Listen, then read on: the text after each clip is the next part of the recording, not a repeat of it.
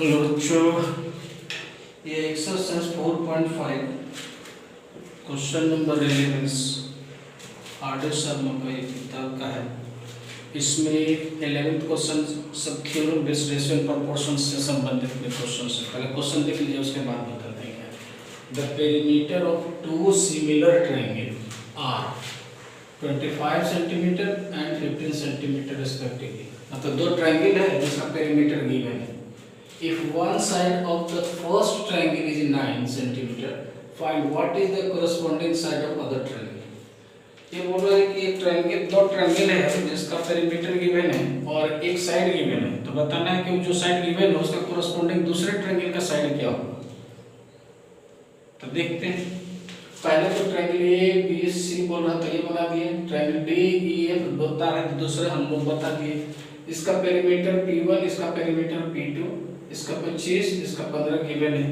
इसका एक side given है 9, तो ये कोरस्पोंडिंग साइड ऐसे है ए बी, तो इसका कोरस्पोंडिंग साइड ऐसे होगा डी। यही हमको डी निकालना है। We know why the theorem, हम थ्योरम से, एक थ्योरम है जिसमें हम जानते हैं कि किसी भी ट्रायंगल का पेरीमीटर का रेशियो, अगर पहला ट्रायंगल ले रहे हैं और नीचे दूसरा ट्रायंगल ले रहे हैं, तो उसका पहला ट्रायंगल का ऊपर साइड रहेगा, दूसरा ट्रायंगल का नीचे साइड रहेगा। यानी पेरीमीटर ऑफ फर्स्ट ट्रायंगल बटे perimeter of second triangle is equal to ratio of its corresponding sides. Perimeter P1 बटे P2, तो पहला AB, दूसरा का DE, फिर AC, तो इसका होगा DF, ये होगा BC, तो ये होगा EF, लिख दिए। पहला पेरीमीटर 25 बटे 15, 9 बटे DE, जिसमें निकालना उसी को ले लिए। इसको क्रॉस किए तो 25 गुने DE बराबर 15 गुने 9। DE का वैल्यू काट छाट के निकालें तो 27 बटे 5, यानी 5 2 बटे 5 सेंटीमीटर हमारा कोरस्पोंडिंग साइड EF निकल गया, जैसा क्वेश्चन बोल रहा था। इधर एक 12 नंबर क्वेश्चन है, लिखा हुआ है in triangle ABC and DEF what is wing given that AB is equal to 5 centimeter, BC is equal to 4 centimeter and CA बराबर 4.2 centimeter, DE बराबर 10 centimeter, EF बराबर 8 centimeter, FD बराबर 8.4 centimeter. If AL perpendicular on BC and DN perpendicular on EF, find AL ratio DM. ये निकालना है। सबसे पहले जो कंडीशन गिवन होता है उस कंडीशन से हम फिगर बनाएंगे। फिगर बनाने के बाद सब कंडीशन देखने के बाद देखिए कि किस तरह के थ्योरम पर ये बेस्ड है। उसके बाद उसके जो प्रॉपर्टीज होते हैं, उसका जो प्रूफ करने वाला टर्म्स आता है उसको लिख दीजिए, सॉल्यूशन हो जाएगा। तो हम लोग पहले यहाँ ट्रायंगल ABC बोल रहा था, तो हम ट्रायंगल ABC बना दिए और एक ट्रायंगल DEF बना दिए। बड़ा छोटा से मतलब नहीं है, दो डिफरेंट सिमिलर मतलब सिमिलर तो गिवन नहीं है, सिमिलर गिवन नहीं है, ध्यान रखिएगा।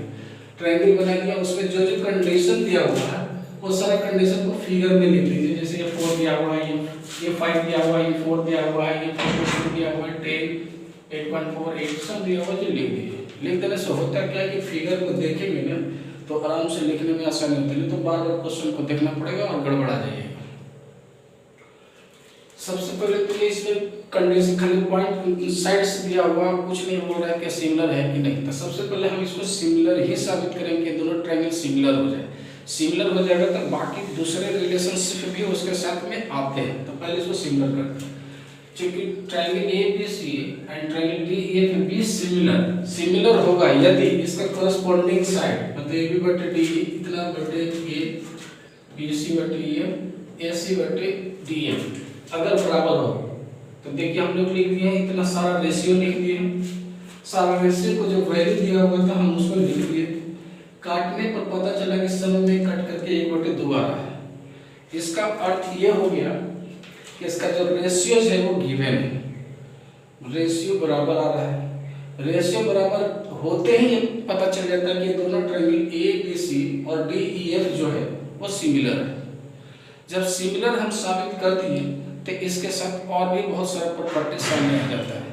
क्या हम जानते हैं कि दो सिमिलर ट्रायंगल का जो रेशियो होता है किसका, द रेशियो आर इक्वल, मतलब जो साइड का रेशियो होता है ट्रायंगल का, पहले साइड्स रेशियो इक्वल हो गया, इसका मतलब ट्रायंगल सिमिलर हो गया। ये सिमिलर ट्रायंगल हम लिख दिए, पहले तो ये लिखा हुआ बात है कि लिख दिया सिमिलर।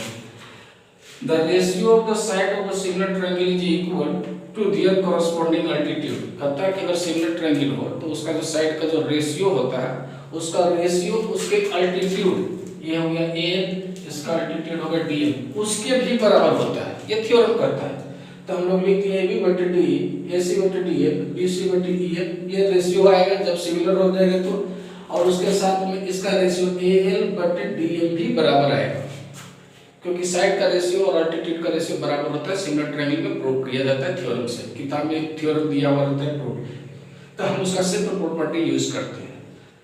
AB बटे D, AC बटे DF, BC बटे EF का वैल्यू हमको 1/2 आया था, तो हम 1/2 डाल दिए। इधर अल्टीट्यूड AL बटे DM हो गया, तो हमारा AL रेशियो DM बराबर 1/2, यही हम लोग को निकालने के लिए बोल रहा था। देखिए निकाल दिए, इसका रेशियो 1/2 होगा।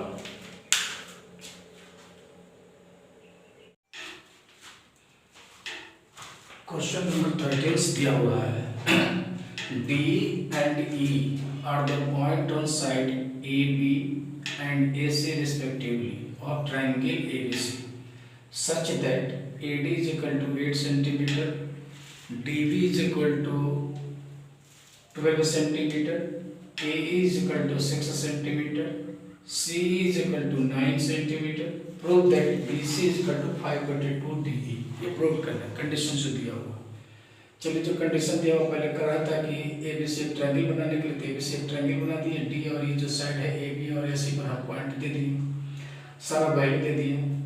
तो हमको जो साबित करना है BC किधर है, ये और D, ये दोनों में रिलेशन करना है। ये दोनों में रिलेशन तभी होगा जब ये दोनों पैरेलल हो जाए, और ये तभी पैरेलल होगा जब इसका रेशियो बराबर होगा। तो हम क्या करते हैं, जो कंडीशन दिया हुआ सबसे पहले हम इसका रेशियो निकाल देते हैं। अगर रेशियो ये बराबर हो गया तो ये पैरेलल हो जाएगा।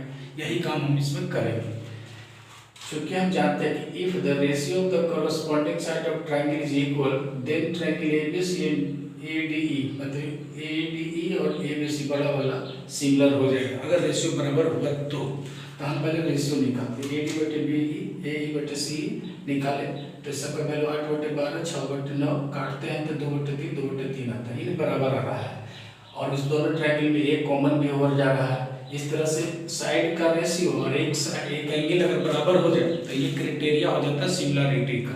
तो इसका मतलब ये हो गया कि ट्रायंगल ABC और DEF दोनों सिमिलर हो गया। जब सिमिलर हो जाता है तो उसका बाकी का जो साइड होता है उसको भी रेशियो में लिख सकते हैं। तो देखिए बाकी AD बटे AB इक्वल टू DE बटे BC, 8/20 DE बटे BC डाल दिए। तो ये हमारा क्रॉस करेंगे तो 2BC इक्वल टू 5AD, यानी BC निकालेंगे तो 5/2D, शायद यही लाना था। देखिए आगे ये एक नया किस्म का क्वेश्चन है। देखिए नया नहीं है, मतलब सब थ्योरम बेस्ड है। 14 का D is the mid point of side BC of triangle ABC।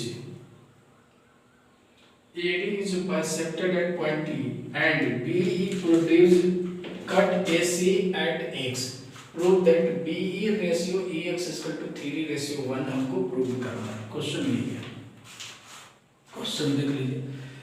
हम एक ट्रायंगल को फॉर्मेट कर लिए ABC, जिसमें हम लोगों को बोल रहा था कि E जो है मिड पॉइंट है AD का, और इसको प्रोड्यूस किया जो है AC को X पॉइंट पर कट कर रहा है। तो बनाने के लिए हम लोगों को करना क्या है, इसको थोड़ा सा कंस्ट्रक्शन करना होगा। कंस्ट्रक्शन हम क्या करेंगे, पॉइंट D से DM जो है पैरेलल खींचे हैं BX के, यानी लिखे हैं ड्रॉ DM पैरेलल BX हम खींच लेंगे। खींच देते हैं तो इस तरह से ट्रायंगल हमको BCX, देखिए ये ट्रायंगल BCX ये ट्रायंगल बन रहा है, और उसमें ये इसका पैरेलल है और ये मिड पॉइंट है। तो मिड पॉइंट थ्योरम से M भी मिड पॉइंट हो गया XC का। करता है कि मिड पॉइंट थ्योरम भी बताता है कि किसी भी साइड का एक लाइन पैरेलल खींचिए, और एक पॉइंट अगर किसी भी साइड का मिड पॉइंट होगा तो बाकी जो दूसरा जो पैरेलल लाइन कट करेगा दूसरा साइड को वो भी मिड पॉइंट होगा। तो M जो है CX का मिड पॉइंट हो गया। इन ट्रायंगल BCX में D is the mid point of BC है, और इसमें देखिए कि D मिड पॉइंट है, इसलिए DM पैरेलल BX है, A में भी मिड पॉइंट हो गया CX का हम लिख दिए। तो हम इसको रेशियो लिखेंगे क्या, CD बटे BC, यानी ये रेशियो बटे ये पूरा का रेशियो बटे DM बटे BX लिखें। CD और BX को 2CD लिख सकते हैं, तो DM बटे BX सी डी कट गया, डी एम बटे बी एक्स 1/2। इस तरह से हमको बी एक्स बराबर 2dm हमको आ गया। बी एक्स देख लीजिए कहाँ है बी एक्स, यहाँ से लेकर के यहाँ तक जो है इसका है जो dm का दोगुना हो जाता है, dm जितना रहेगा उसका दोगुना bx होगा मिड पॉइंट थ्योरम से। अब आ जाइए ट्रायंगल ADM में, ADM कहाँ है, यहाँ से ADM इस ट्रायंगल में आ जाइए। ये भी मिड पॉइंट दिया हुआ है गिवन क्वेश्चन में, देखिएगा कि ये जो है बाइसेक्ट करता है, बाइसेक्ट करता है, इसका मतलब वो मिड पॉइंट है। तो मिड पॉइंट हो गया और ये इसका पैरेलल हो गया, इसका मतलब मिड पॉइंट थ्योरम से x भी मिड पॉइंट हो गया किसका, x का। इस तरह से x और m जो हो गया AC का ट्राइसेक्ट पॉइंट हो गया, 3 भाग में कट कर रहा है। तो E is the mid point of AD है, तो EX जो है DM का पैरेलल है, तो हम लोग लिख सकते हैं AE, देख लीजिए AE बटे AD, मतलब ये छोटा वाला बटे बड़ा वाला बराबर EX बटे DM लिख दिए। AD को हम 2E लिख सकते हैं, कटेंगे तो इसका भी 1/2 हो जाएगा, यानी D इज इक्वल टू 2 गुने EX, 2EX कर सकते हैं, गुना लिख सकते हैं, 2EX हो गया, एक कंडीशन हो गया। देख लीजिए DM is equal to 2EX, और हम अभी लाए थे BX is equal to BX का वैल्यू यहाँ जो दिया हुआ BX, उसमें हम इस DM का वैल्यू डाल देंगे, 2 × 2 यानी 4EX हमारा हो गया। यानी BX देख लीजिए यहाँ से BX जो है BX EX का E जितना रहेगा उसका ये वाला पूरा भाग 4 गुना होना चाहिए। अगर ये 1 तो इसका मतलब BX के लिए अगर ये 1 हो गया तो ये 3 भाग होगा, ध्यान वाली बात है। देखिए यहाँ BX करता है 4 होना चाहिए, और जितना EX रखता है उसका 4 गुना है, इसका मतलब अगर ये 1 हो गया तो ये 3 होगा, तब ना 3 और 1 4 होगा। तो यही लिखे x is the mid point of AM, तो BX is the median and B is the median of the triangle ABD। तो हमको BE इस ratio EX is equal to 3:1 हो गया, तो ये 1 हो गया, ये 3 हो गया, तो 3 × 3:1, ये 3:1 हमको लाना था, प्रूव हो गया। देख लीजिए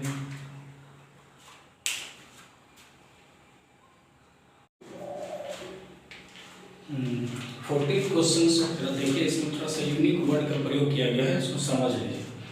ABCD is a parallelogram and APQ is a straight line meeting BC at P and DC produce at Q.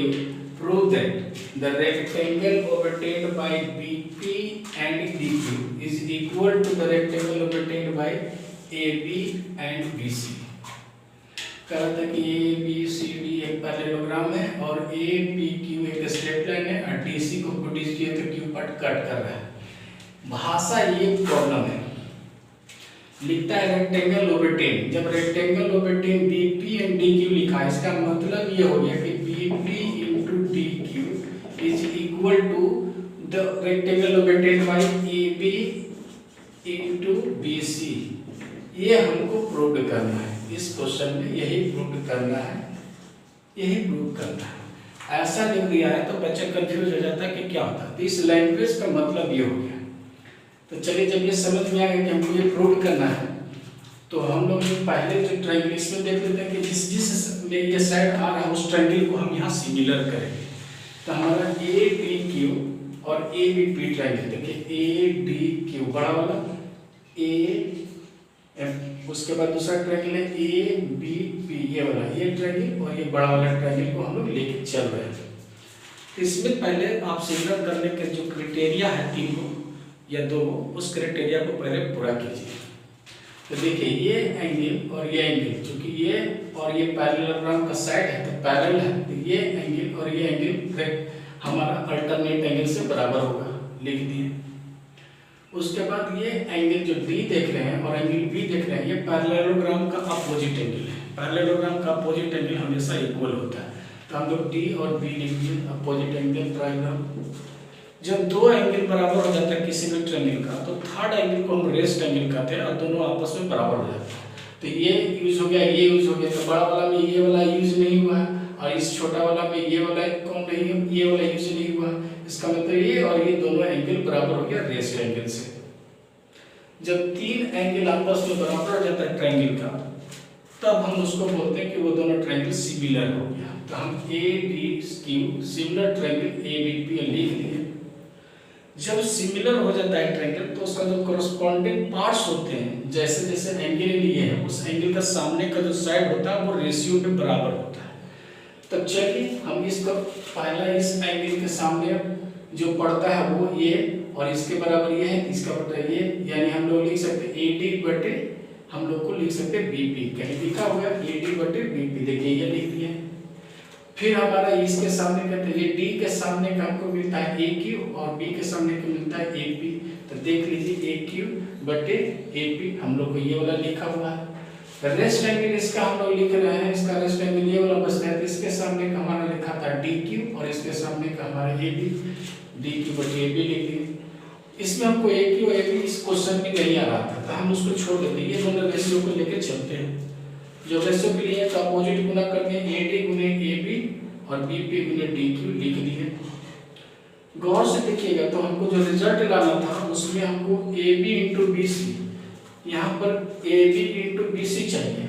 हम देखते हैं कि AB जो है AB इंटू यहाँ जो लिखा हुआ है AB इंटू BC आया है और BP इंटू DQ है, BP इंटू DQ हमको मैच कर रहा है, BP इंटू DQ मैच कर रहा है, तो हमारा AB तो है और AD कहाँ पर है, AD ये वाला साइड देखिएगा और ये BC ये साइड बराबर होगा क्योंकि पैरेललोग्राम का अपोजिट साइड बराबर होता है।